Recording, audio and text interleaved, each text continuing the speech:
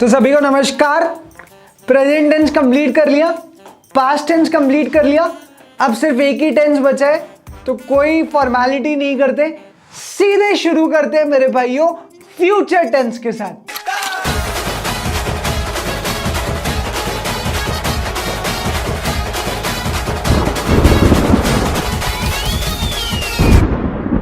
तो भैया फुटूरे टेंस यानी कि फ्यूचर टेंस में भी चार बच्चे होते हैं। एक होता है सिंपल फ्यूचर, एक होता है फ्यूचर कॉन्टिन्यूस, एक होता है फ्यूचर परफेक्ट और एक होता है फ्यूचर परफेक्ट कॉन्टिन्यूस। तो सबसे पहले बात करते हैं सिंपल फ्यूचर की। ये बहुत आसान है, अगर कोई इवेंट फ्यूचर में होने वाला हो तो वो सिंपल फ्यूचर टेंस में बोला जाएगा। तो सिंपल फ्यूचर टेंस में इवेंट होता है इन द फ्यूचर। जैसे I will go to school tomorrow, तो कल मैं स्कूल जाने वाला हूं, तो ये इवेंट हो रहा है इन द फ्यूचर। तो जो भी इवेंट फ्यूचर से रिलेट करे, प्रेजेंट और पास्ट से रिलेट नहीं करता, कोई भी कॉन्टिन्यूटी नहीं है, कोई भी कंप्लीशन वगैरह के बारे में बात नहीं है, तो सिंपल फ्यूचर टेंस यूज होगा। I will go to school tomorrow, I talk to you tomorrow, I attend my meeting tomorrow, etcetera etcetera. ये सारे टेंसेस आने वाले हैं फ्यूचर सिंपल टेंस में। अगला टेंस आता है फ्यूचर कॉन्टिन्यूस टेंस। तो अगर कोई इवेंट होने वाला है इन द फ्यूचर, और अब तक तुम लोग समझ गए हो कि जब भी कॉन्टिन्यूस टेंस होता है तो इवेंट सिर्फ थोड़ी देर के लिए होता है, बहुत लंबे ड्यूरेशन के लिए इवेंट नहीं होता है। तो थोड़ी देर के लिए अगर इवेंट हो रहा है इन द फ्यूचर तो हम लोग यूज करेंगे फ्यूचर कॉन्टिन्यूस टेंस। जैसे it is predicted that it will be raining on the Saturdays night, मतलब सैटरडे की रात को खूब बारिश होने वाली है, ऐसा प्रिडिक्शन किया गया है आज। तो कब होने वाली है बारिश? इन the future. It is predicted that it will be raining on Saturdays night. तो ये हो गया भाइयों फ्यूचर कॉन्टिन्यूस टेंस। अगला टेंस आता है फ्यूचर परफेक्ट टेंस। तो याद रखना, परफेक्ट के लिए हमेशा दो इवेंट्स होते हैं। यहां पर भी दो इवेंट्स होंगे, एक इवेंट पहले कंप्लीट होगा और एक इवेंट बाद में कंप्लीट होगा। तो जो पहला इवेंट है उसमें यूज होगा फ्यूचर परफेक्ट टेंस और बाद वाले इवेंट में यूज होगा सिंपल फ्यूचर टेंस। तो हम लोग कई बार बोलते हैं ना कि तू छोड़ेगा उससे पहले मैं तुझे छोड़ दूंगा। तो इसको अगर फ्यूचर टेंस में बोलना हो तो मैं कुछ ऐसे बोलूंगा, आई would have already left you before you will leave me. मैं तुम्हें ऑलरेडी छोड़ चुका हूंगा जब तुम मुझे छोड़ोगे। तो ऐसा तुम लोग आज जाके बोल देना उसको, आई would have already left before you will leave me. पर याद रखना, अगर किसी चाहने वाले के साथ तुम लोग ऐसा करते हो तो लिखते हैं example, I would have left you before you will leave me. तो भगवान करे ऐसा किसी के साथ ना हो कि ये बोलने की जरूरत पड़ जाए कि मैं तुम्हें छोड़ दूंगा इससे पहले कि तुम मुझे छोड़ो, है ना? क्योंकि मैं नहीं चाहता तुम लोगों के साथ ऐसी कोई भी कॉम्प्लिकेशन हो। तो जल्दी से स्ट्रक्चर लिखते हैं, subject plus will plus have. अब भैया अंतिम टेंस आ रहा है जिसे हम लोग बोलते हैं फ्यूचर परफेक्ट कॉन्टिन्यूस टेंस। तो यहां पे भी दो इवेंट होंगे। जो पहला इवेंट होगा बस वो थोड़े टाइम के लिए नहीं, थोड़े ज्यादा लंबे टाइम के लिए होगा, इसलिए हम लोग future perfect continuous tense use करेंगे। तो चलो एक एग्जांपल लेते हैं, मैं फ्यूचर में क्रिकेट खेलता रहूंगा इससे पहले कि मैं रिटायर हो जाऊं। तो रिटायर भी मैं कब हो रहा हूं? इन द फ्यूचर। और क्रिकेट भी कब खेल रहा हूं? इन द फ्यूचर। पर क्रिकेट थोड़े लंबे टाइम के लिए खेल रहा हूं, तो यहां पे आएगा फ्यूचर परफेक्ट कॉन्टिन्यूस। तो लिखता हूं स्टेटमेंट, ध्यान देना। तो भैया परफेक्ट कॉन्टिन्यूस के लिए दो इवेंट्स होना जरूरी है। अगर मैं सिर्फ इतना बोलूं I would have been playing cricket, तो गलत स्टेटमेंट है, गलत टेंस है। अगर मैं बोलता हूं I will have been playing cricket before I retire तो चलेगा, क्योंकि दोनों ही इवेंट हो रहे हैं इन द फ्यूचर और एक इवेंट थोड़ा सा लंबा चल रहा है, तो मैं यूज कर सकता हूं फ्यूचर परफेक्ट कॉन्टिन्यूस टेंस। जल्दी से स्ट्रक्चर लिखते हैं और इसके बाद हमारे सारे टेंसेस हो जाते हैं खत्म। तो भैया सारे प्रेजेंट टेंस हो गए, सारे पास्ट टेंस हो गए, सारे फ्यूचर टेंस हो गए, सबकी टाइमलाइंस बन गई। मुझे नहीं लगता अब तुम्हें कोई प्रॉब्लम होने वाली है in the use of tenses. तो जाओ और अंग्रेजी बोलना शुरू कर दो। पर एक बात का ध्यान रखना, अंग्रेजी में सिर्फ एक्टिव वॉइस नहीं होते, अंग्रेजी में कुछ पैसिव वॉइस भी होते हैं। अगर तुम्हें तुम्हारी इंग्लिश को और बेहतर बनाना है, रिटन कम्युनिकेशन को स्ट्रॉन्ग करना है, तो वॉइसेस का आना बहुत जरूरी होता है। तो समझ रहे हो ना तुम लोग, मैं टेंसेस के बाद अब तुम्हें एक और टॉपिक पढ़ाने वाला हूं जिसका नाम है वॉइसेस। तो भैया इंग्लिश ग्रामर में वॉइसेस दो टाइप की होती है, एक होती है एक्टिव वॉइस और एक होती है पैसिव वॉइस। ये नाम ऐसे क्यों है, एक्टिव वॉइस और पैसिव वॉइस? तो जहां पे सब्जेक्ट का इंपॉर्टेंस होता है वहां हम लोग यूज करते हैं active voice, way subject is active, subject is important. और जहां पे सब्जेक्ट का इंपॉर्टेंस नहीं होता, subject is not that important, वहां पे हम लोग यूज करते हैं पैसिव वॉइस। तो भैया बहुत सिंपल है, एक्टिव वॉइस जहां सब्जेक्ट को इंपॉर्टेंस मिलता है, और पैसिव वॉइस जहां ऑब्जेक्ट को ज्यादा इंपॉर्टेंस मिलता है। तो सब्जेक्ट और ऑब्जेक्ट अगर रिवर्स कर दो तो तुम्हें वॉइसेस मिल जाएंगी। एग्जाम्पल के थ्रू समझाता हूं मेरे भाई। अगर मैंने लिखा राम किल्ड रावण, तो यहां पर राम पहले आ रहा है subject, killed Ravana verb and then object. लेकिन अगर मुझे इसी को पैसिव वॉइस में कन्वर्ट करना होगा तो मैं बोलूंगा Ravana was killed by Ram, यानी कि ऑब्जेक्ट पहले ले आया और फिर लास्ट में लेकर आया सब्जेक्ट। तो रावण को ज्यादा इंपॉर्टेंस दे दिया इन पैसिव वॉइस, और एक्टिव में राम को ज्यादा इंपॉर्टेंस दिया। तो जब सब्जेक्ट को ज्यादा इंपॉर्टेंस देते हो तो एक्टिव, जब ऑब्जेक्ट को ज्यादा इंपॉर्टेंस देते हो तो पैसिव।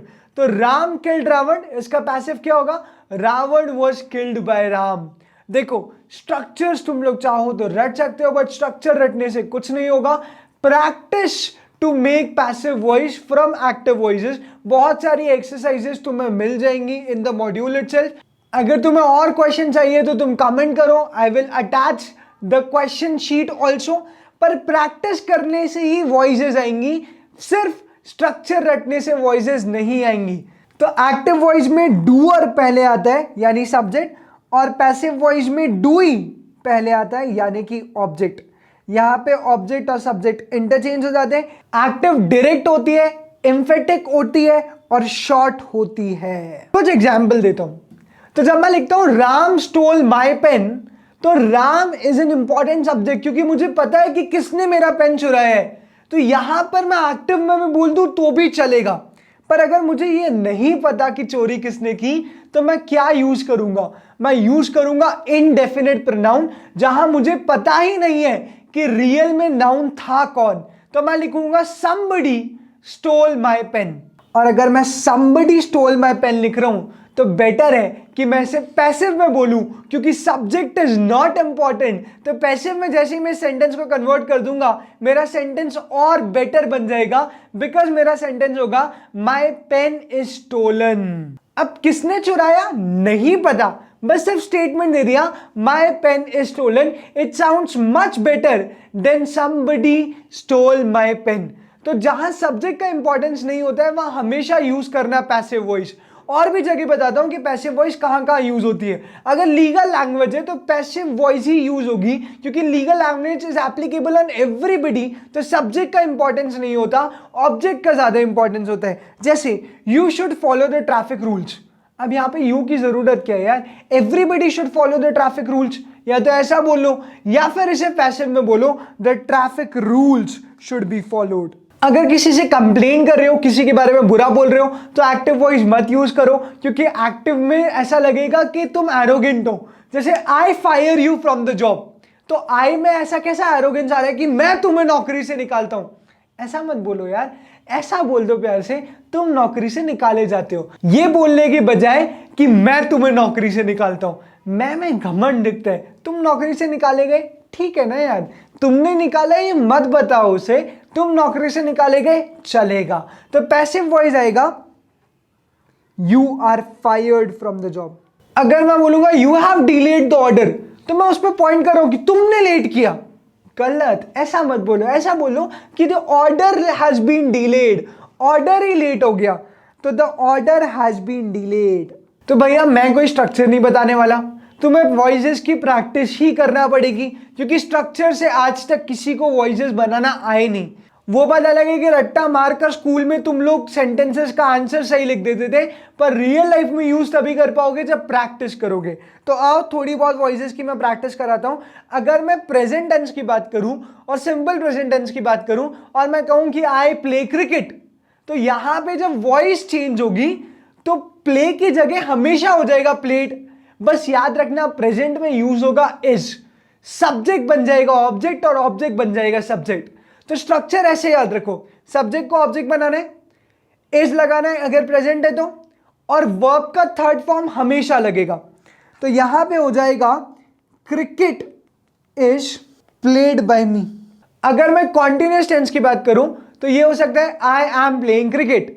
इससे अगर मुझे पैसिव में बनाना हो तो याद रखना, जब भी आईएनजी फॉर्म आ जाए इन एक्टिव तो पैसिव में बीइंग यूज होगा, तो सब्जेक्ट ऑब्जेक्ट बन जाएगा, प्रेजेंट है इसलिए इज आएगा, बीइंग आने वाला ही है और वर्ब का आईएनजी फॉर्म था इसीलिए बीइंग आया है। बीइंग आने वाला है क्योंकि वर्ब का आईएनजी फॉर्म है। तो चलो मैं सेंटेंस बनाता हूं, cricket is being played by मी।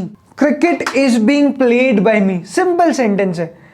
अगर मैं पास्ट परफेक्ट की बात करूं तो आई हैव प्लेड क्रिकेट, मैंने दो इवेंट्स नहीं लिखे for the sake of simplicity, otherwise I have played cricket के आगे भी कुछ आना चाहिए क्योंकि प्रेजेंट परफेक्ट टेंस दो इवेंट के केसेस में ही लगते हैं, पर यहां पे मैंने शॉर्ट में लिख रखा है ताकि हम लोग वॉइस पे ज्यादा फोकस करें इंस्टेड ऑफ टेंसेस। तो यहां पे लिखा हुआ है आई हैव प्लेड क्रिकेट, तो cricket have been played by me. तो यहां पे परफेक्ट टेंस है आई हैव प्लेड क्रिकेट, तो याद रखना हैव या हैज के साथ लग जाएगा बीन, सब्जेक्ट बन जाएगा ऑब्जेक्ट और वर्ब का थर्ड फॉर्म यूज होगा। तो यहां लिखूंगा क्रिकेट हैव बीन की हैज बीन, क्रिकेट सिंगुलर है तो अब जो मेरी वर्ब लगेगी हेल्पिंग वर्ब वो सब्जेक्ट यानी कि क्रिकेट को देखकर लगेगी, तो cricket has been played by me, ये पैसिव बनेगा। और बधाई हो, परफेक्ट कॉन्टिन्यूअस का पैसिव नहीं बनता, तो तुम्हारा टाइम बच गया, सिलेबस थोड़ा सा कम हो गया। परफेक्ट कॉन्टिन्यूअस का पैसिव नहीं बनता, ना सिर्फ प्रेजेंट टेंस में बल्कि पास्ट टेंस में भी और फ्यूचर टेंस में भी। तो चलो पास्ट टेंस में हम लोग बनाते हैं पैसिव वॉइस। याद रखना इसकी जगह वॉज आएगा, बाकी सारे रूल सेम है। तो I played cricket, cricket is played by me. I was playing cricket, playing आ गया मतलब बीइंग आएगा, तो cricket was being played by me. I had played cricket, वैसे तो दो इवेंट आने चाहिए पर सिंप्लीफाइड करने के लिए मैंने एक ही इवेंट लिया है। आई हैड प्लेड क्रिकेट गलत टेंस है क्योंकि दो इवेंट्स आने चाहिए, तुम लोग समझ रहे हो क्यों, मैं ऑलरेडी एक्सप्लेन कर चुका हूं। I had played cricket before she came to run after me, क्योंकि दो इवेंट होंगे तभी तो पहला वाला इवेंट पास्ट परफेक्ट होगा, ये हम लोग डिस्कस कर चुके हैं। यहां पे सिर्फ सेक ऑफ सिंप्लिसिटी के लिए मैंने एक ही इवेंट लिया है। तो आई हैड प्लेड क्रिकेट ये कैसे चेंज होगा, cricket had been played by me. और परफेक्ट कॉन्टिन्यूअस का पैसिव वॉइस नहीं बनता। अब फ्यूचर टेंस की बात कर लेते हैं, आई विल प्ले क्रिकेट, तो यहां पे हो जाएगा cricket will be played by me, बस यहां पे थोड़ा सा चेंज है, यहां पे विल के साथ आ जाएगा be. Continuous tense I will be playing cricket, याद रखना यहां पे पैसिव वॉइस नहीं बनेगा। तो ऑब्जेक्टिव में ये सवाल भी आ सकता है कि बताओ पैसिव वॉइस किस किस के लिए नहीं बनता, तो परफेक्ट कॉन्टिन्यूअस के लिए नहीं बनता सारे टेंसेस में, और फ्यूचर कॉन्टिन्यूअस के लिए भी नहीं बनता। तो याद रखना आई विल बी प्लेइंग क्रिकेट का कोई भी पैसिव वॉइस नहीं होगा। परफेक्ट टेंस आ रहा है I will have played cricket, तो I will have played cricket change होके हो जाएगा cricket will have been played by me. तो I will have played cricket change हो जाएगा cricket will have been played by me. तो ऐसे tenses given होंगे, तुम्हें उसे कन्वर्ट करना इनटू वॉइसेस। स्ट्रक्चर याद मत रखना, मेथडोलॉजी याद रखना। सब्जेक्ट बनेगा ऑब्जेक्ट, प्रेजेंट में यूज होगा इज और V3, पास्ट में यूज होगा वॉज और V3 और फ्यूचर में यूज होगा विल बी प्लस V3। तो भैया इसी के साथ वॉइसेस भी हो जाते हैं खत्म। एक बार जल्दी से रिवाइंड करते हैं कि क्या पढ़ा आज। तो सबसे पहले शुरुआत किया with future tense. Future tense में चार टेंसेस थे, simple future, future continuous, future perfect और future perfect continuous. Future perfect और फ्यूचर परफेक्ट कॉन्टिन्यूअस में हमेशा दो इवेंट्स होते थे। फ्यूचर परफेक्ट में वो इवेंट सिर्फ थोड़ी देर के लिए होता था, जबकि कॉन्टिन्यूअस में थोड़ा लंबा समय के लिए वो इवेंट हुआ था। It was in continuation, the event will be in continuation in the future. तो ऐसे हम लोगों ने चार फ्यूचर टेंसेस डिस्कस कर लिए। फिर हम लोगों ने आगे पढ़ा और समझा कि वॉइसेस क्या होती हैं। तो लीगल मैटर्स में कंप्लेन करते समय और ऑब्जेक्ट को इंपॉर्टेंस देते समय पैसिव वॉइस का यूज किया जाता है। एक्टिव वॉइस बहुत शॉर्ट होती है, एम्फेटिक होती है और टू द पॉइंट होती है। पर अगर लीगल लैंग्वेज लिख रहे हो, कंप्लेन कर रहे हो, ऑब्जेक्ट को इंपॉर्टेंस देना है, जहां सब्जेक्ट इंफीरियर है, तो यूज करना पैसिव वॉइस। और फिर हम लोगों ने सारे टेंसेस में पैसिव वॉइस को यूज करके देखा। याद रखना फ्यूचर कॉन्टिन्यूअस और फ्यूचर परफेक्ट कॉन्टिन्यूअस में पैसिव वॉइस नहीं बनती। तो बहुत कुछ सीख चुके हैं हम लोग इंग्लिश में। लेकिन बहुत कुछ बचा हुआ भी है इंग्लिश में। तो अगली इंग्लिश की क्लास में मिलते हैं, तब तक के लिए bye bye, take care and keep smiling.